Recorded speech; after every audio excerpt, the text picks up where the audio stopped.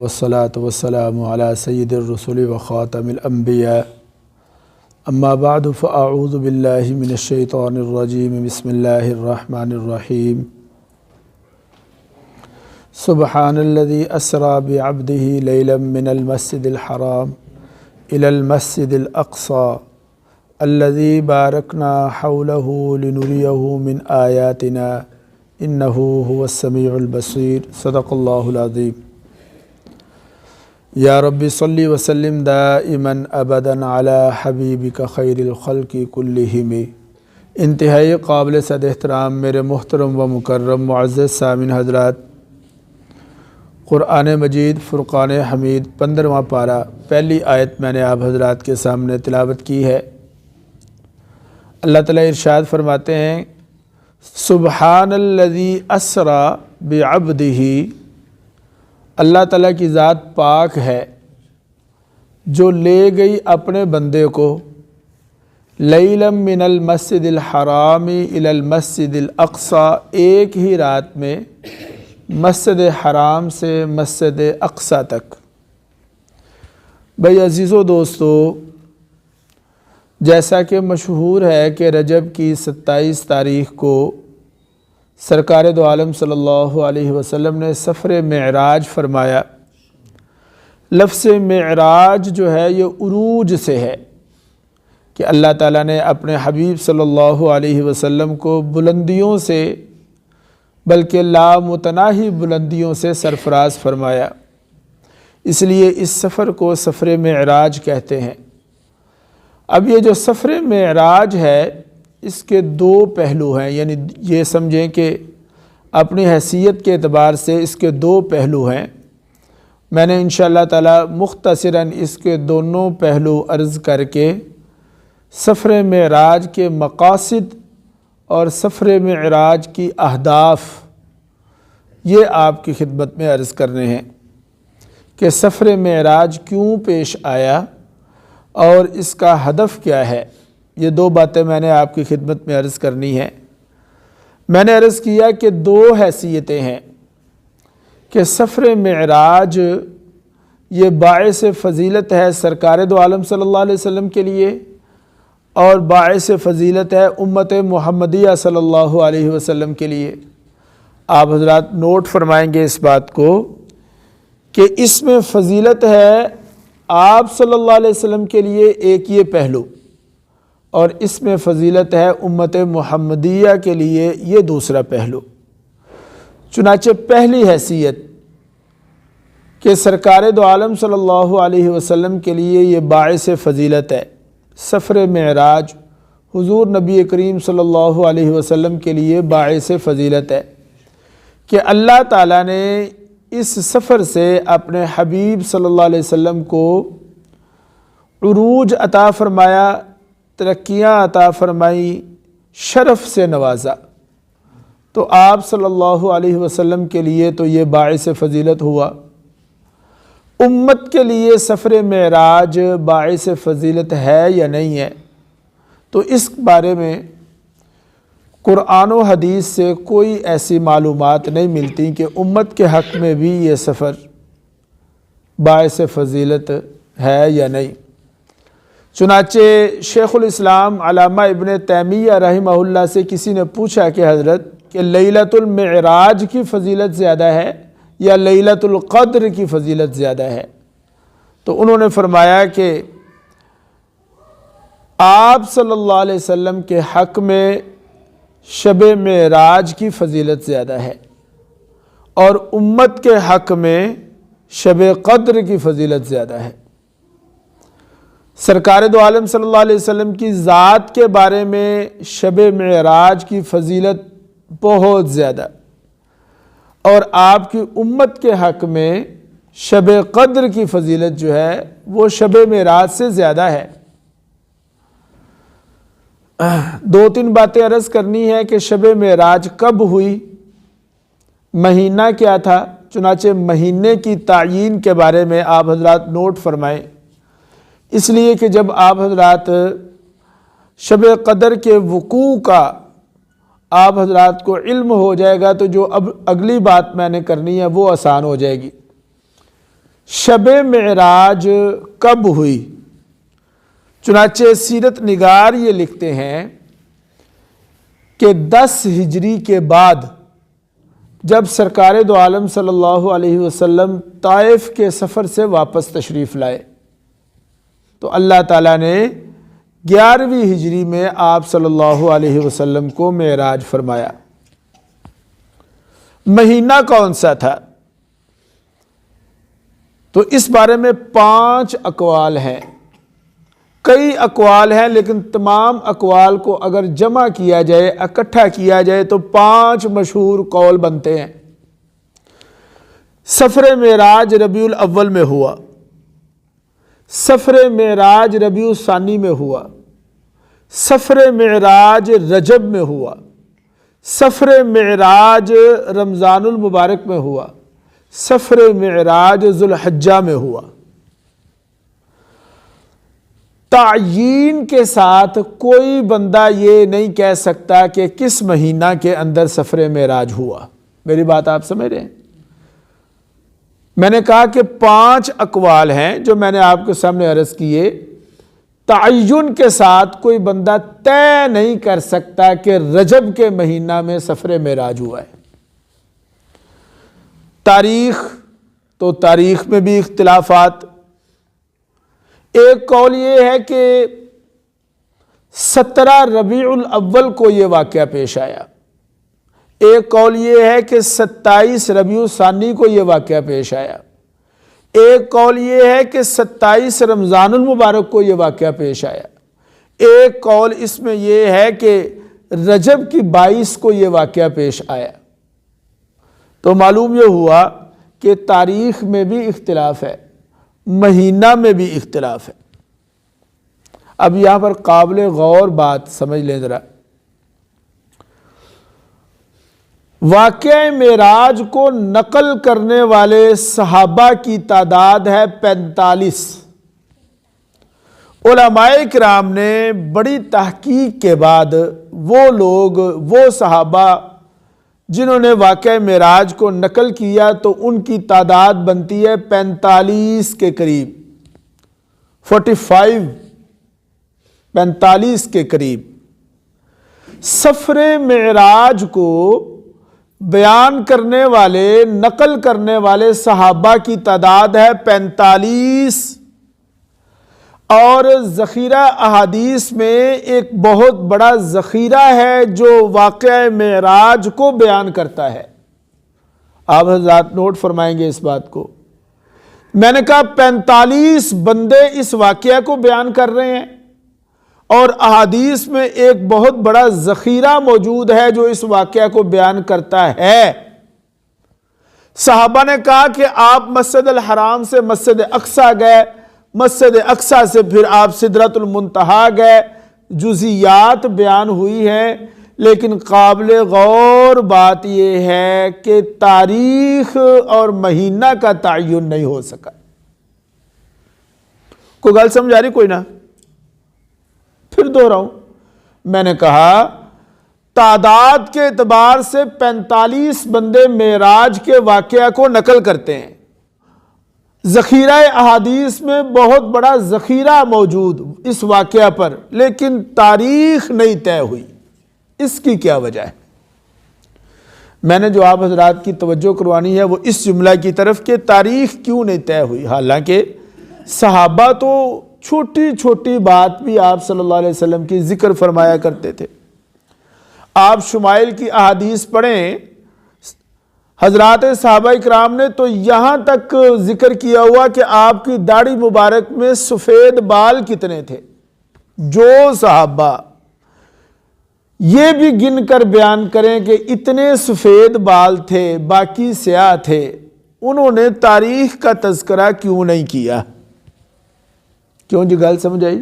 اب میں اگلی بات کرتا ہوں کہ تاریخ متعین نہیں ہوئی، اس کی وجہ کیا ہے؟ تاریخ متعین نہیں ہوئی اس کی 3 وجہ میں نے آپ کے سامنے ذکر کرنی ہے کہ تاریخ متعین نہیں ہوئی، اس کی 3 بڑی وجوہات ہیں۔ نمبر ایک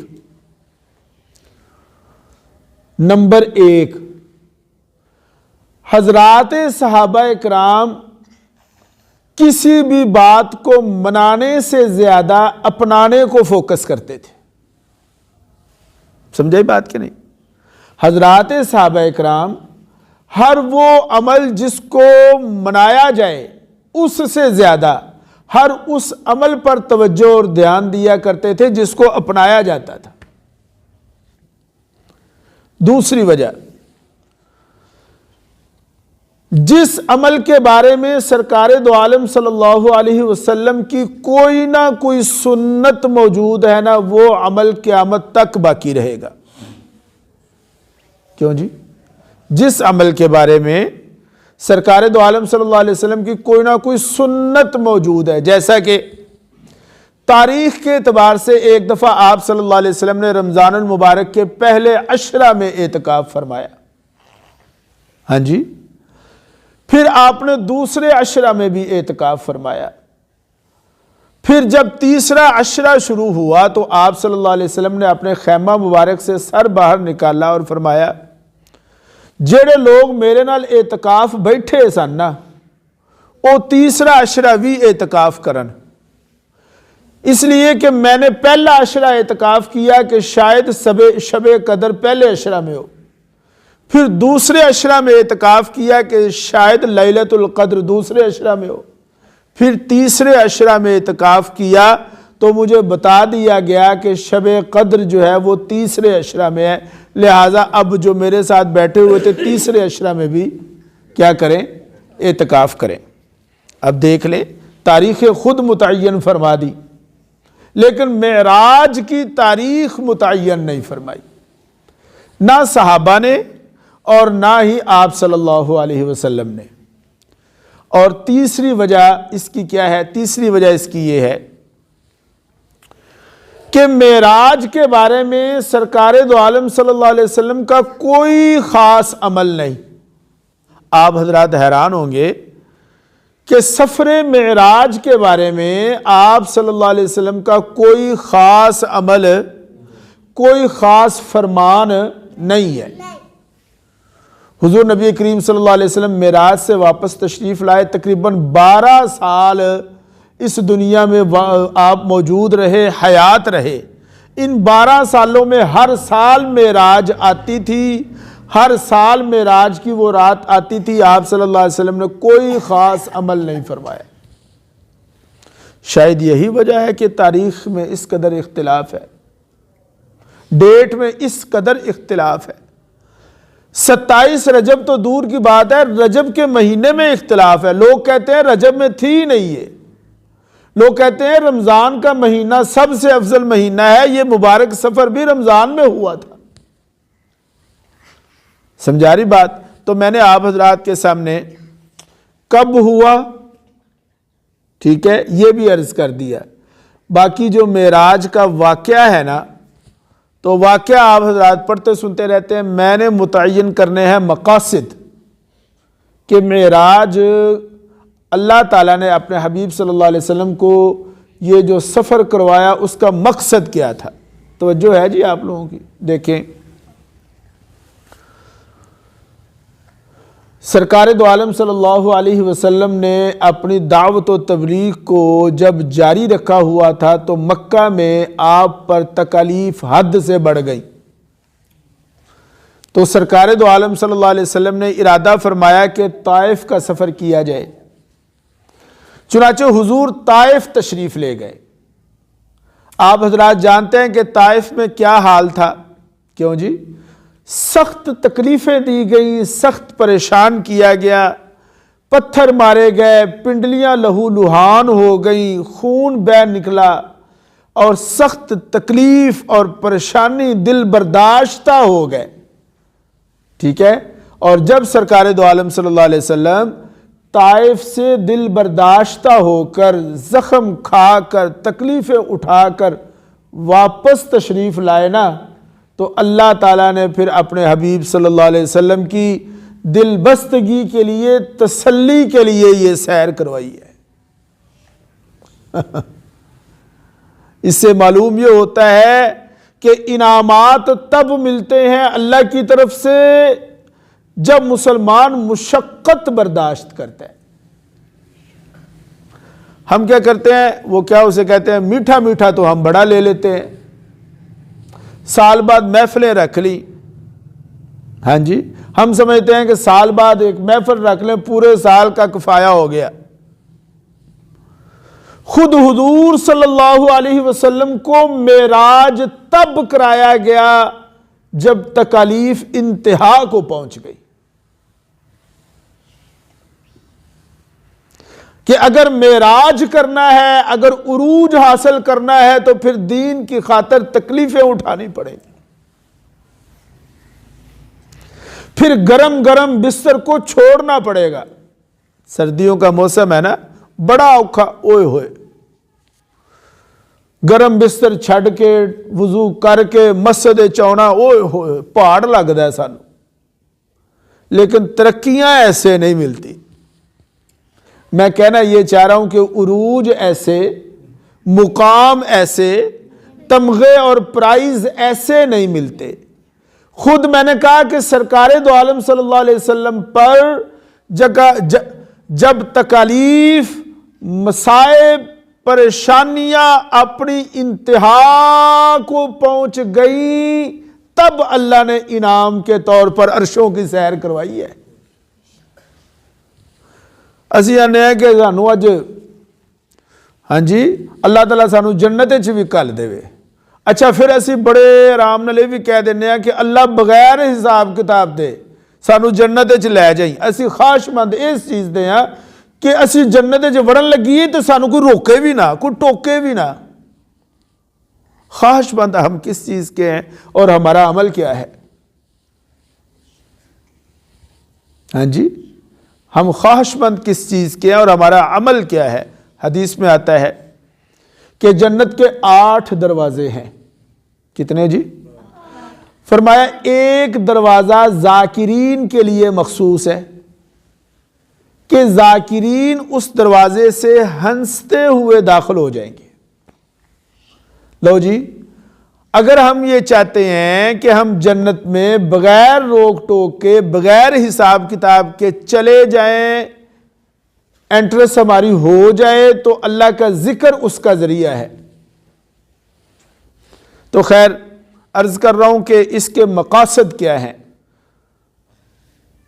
تو مقاصد کے سلسلے میں نے 3 باتیں آپ کی خدمت میں مختصراً عرض کرنی ہے، اگر آپ کی توجہ ہے تو ادھر توجہ کریں، شاباش.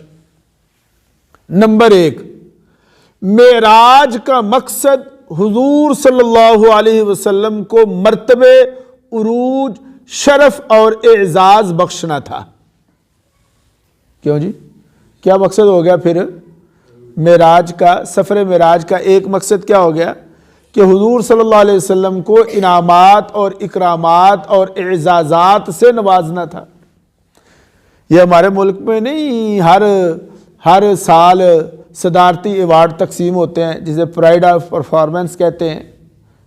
مقصد کیا ہوتا ہے کہ لوگوں کو اعزاز دیے جائیں. اللہ تعالیٰ نے سفر معراج اس لیے کروایا کہ آپ صلی اللہ علیہ وسلم کو اعزازات سے نوازا جائے. نمبر 2، دوسرا مقصد سفر معراج کا ایک مقصد یہ ہے کہ سرکار دو عالم صلی اللہ علیہ وسلم کو عالم بالا میں بلایا جائے اور نیک اور برے لوگوں کے حالات تمثیلی شکل میں دکھائے جائیں.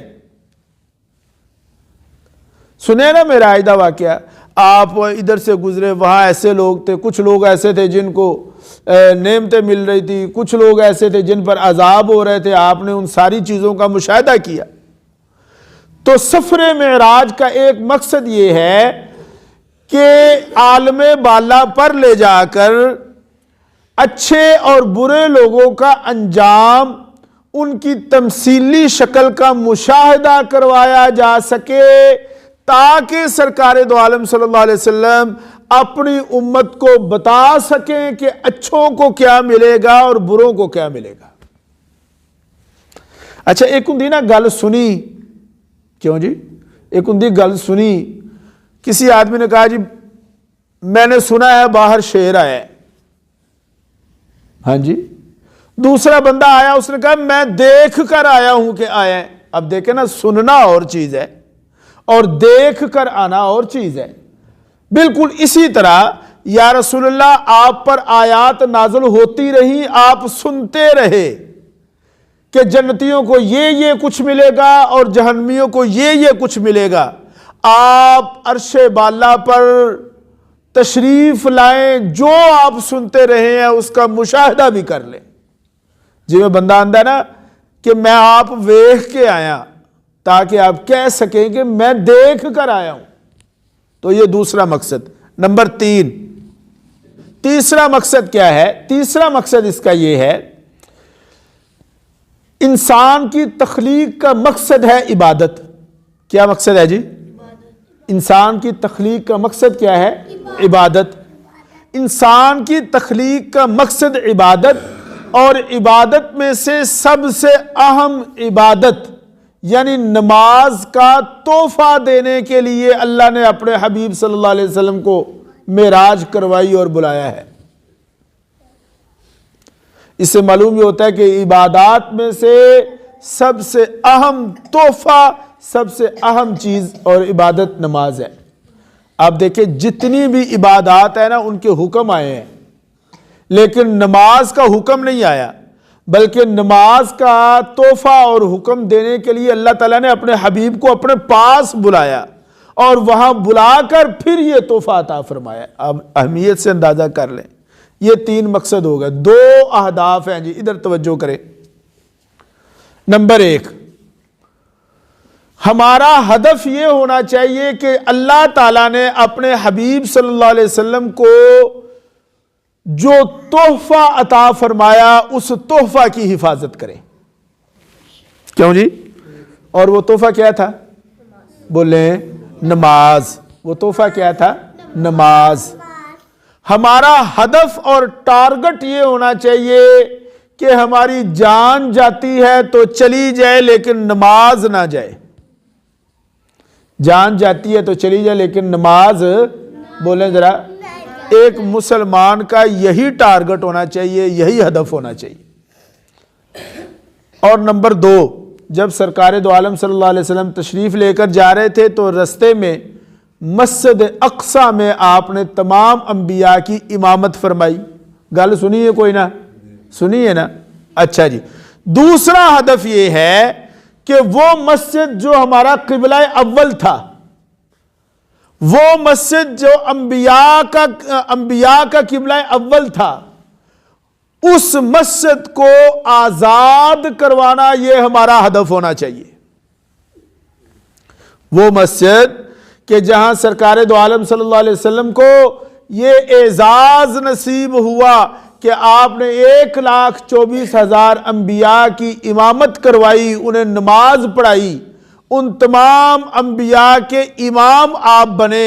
جہاں آپ نے کھڑے ہو کر نماز پڑھائی تھی اس مسجد کو آزاد کرانا, مسجد اقصی کو, بیت المقدس کو آزادی دلانا, یہ ہمارا مقصد ہے جی. ٹھیک ہے نا جی؟ تو اللہ تعالیٰ مجھ کو اور آپ کو کہے سنے پر عمل کی توفیق عطا فرمائے.